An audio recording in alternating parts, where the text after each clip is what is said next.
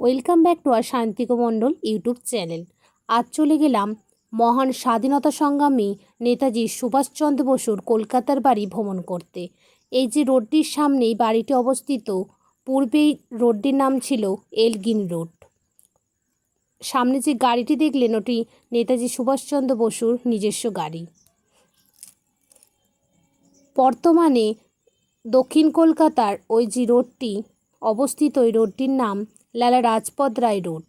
এই যে সামনে টিকিট কক্ষ দেখতে পেলেন, এখান থেকে আমরা টিকিট সংগ্রহ করে নিলাম এবং এখানে একটি লাইব্রেরিও রয়েছে। নানা রকম বই এখান থেকে সংগ্রহ করে নিতে পারেন এবং কিনে পড়তেও পারেন।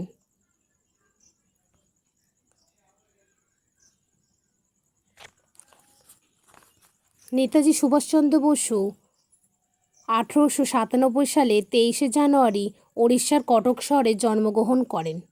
ওনার পিতার নাম ছিল জানকীনাথ বসু এবং ওনার মাতার নাম ছিল প্রভাবতী বসু। ওনার পিতা জানকীনাথ বসু 1909 সালে তৈরি করেছেন বর্তমান কলকাতার দক্ষিণ অঞ্চলে যে বাড়িটি রয়েছে সেই বাড়িটি।